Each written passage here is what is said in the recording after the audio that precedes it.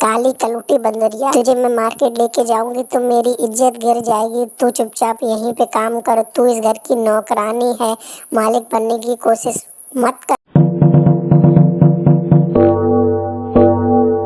मीनू चिड़िया अपनी सौतेली माँ और सौतेली बहन के साथ रहती थी।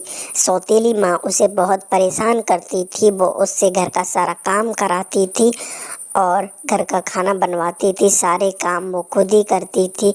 वो थोड़ा सांवली थी तो वो लोग उसे कालू कलूटी कहकर चिढ़ाते थे और उसे हमेशा परेशान करते थे। वो बेचारी हमेशा रोती बिलखती और परेशान रहती थी। इतना जुल्म सहने के बाद भी मीनू कुछ नहीं कहती थी। मीनू की सौतेली बहन टीनू देखने में बहुत सुंदर थी, लेकिन वो भी उसका मजाक उड़ाती। टीनू और मीनू का जन्मदिन एक ही दिन पड़ता था, तो टीनू अपनी माँ से कहती है, माँ मेरा जन्मदिन आ रहा है तो क्या आप मेरे लिए कुछ खरीद के देंगी?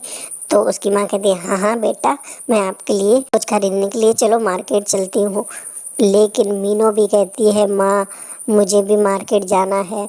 तो उसकी बहन उससे कहती है, काली कलूटी बंदरिया, तुझे मैं मार्केट लेके जाऊंगी तो मेरी इज्जत गिर जाएगी। तू चुपचाप यहीं पे काम कर, तू इस घर की नौकरानी है, मालिक बनने की कोशिश मत कर। फिर दोनों माँ बेटी मीनू को घर पर छोड़कर मार्केट की तरफ चली जाती हैं। वहाँ पर टीनू खूब सारी शॉपिंग करती है और नए नए कपड़े खरीदती है अपने जन्मदिन के लिए।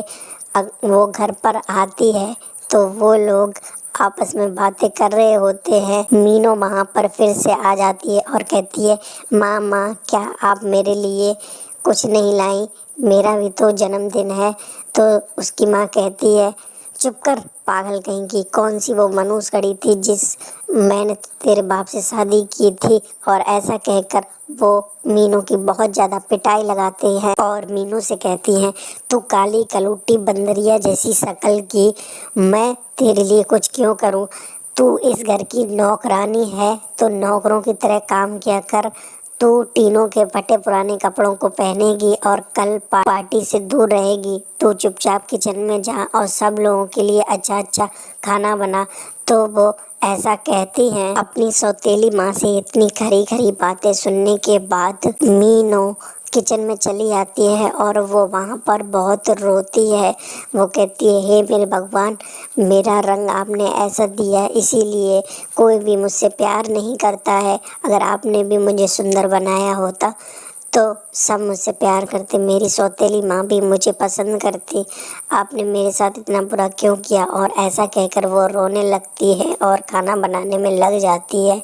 अगले दिन टीनू का जन्मदिन उसकी माँ बहुत ही धूमधाम से मनाती हैं। वो सभी पशु पंछियों को बुलाती हैं और सभी उसके लिए महंगे महंगे तोहफे लाती हैं, लेकिन मीनू का ध्यान किसी को भी नहीं था। मीनू बेचारी रोती बिलखती हुई जंगलों में उड़ जाती है और वो वहाँ पर अकेले में रोने लगती है।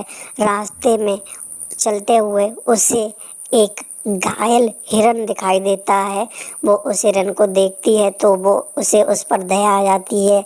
वो उस हिरन के घाव में जड़ी बूटी लगा देती है और इसके बाद उसे घास खिलाती है, जिससे हिरन ठीक हो जाता है। उसके बाद मीनू आगे बढ़ती है तो उसे रास्ते में एक प्यासा पेड़ दिखाई देता है और उसके पास बहुत गंदगी होती है। वो उसे साफ करती है और प्यासे पेड़ को पानी पिलाती है। उसके बाद वो आगे बढ़ती है तो रास्ते में उसे दो जादुई ड्रेस दिखाई देती हैं, एक सोने और एक चांदी की होती है।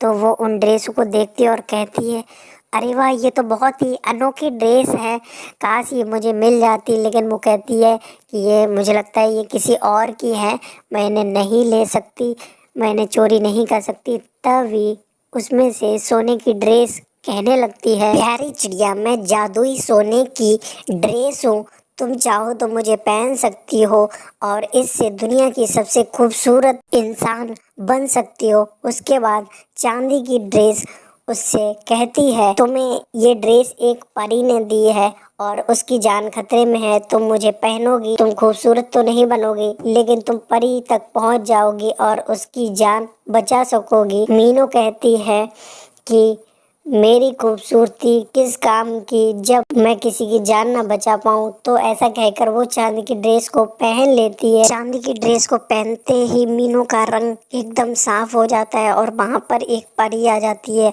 और परी कहती है कि मीनू तुम बहुत ही पाक दिल की हो, तुम्हारा दिल एकदम साफ है, तुम्हारे मन में बिल्कुल भी लोभ और लालच नहीं है। मैं तुम्हारी परीक्षा ले रही थी और तुम उसमें 100% सफल हुई हो। चलो अब हम सब लोग मिलकर तुम्हारा जन्मदिन मनाते हैं। ऐसा कहकर वो परी अपनी छड़ी घुमाती है और मीनू को लेकर अपने जादुई महल में चली जाती है। वहाँ पर वो सभी मीनू का बहुत ही शानदार जन्मदिन मनाते हैं। मीनू ये देखकर बहुत खुश होती है। परी जी, आपका बहुत बहुत धन्यवाद। आपने मेरी बदसूरती को भी दूर कर दिया और मेरा इतना शानदार जन्मदिन मनाया। आपका तहे दिल से शुक्रिया।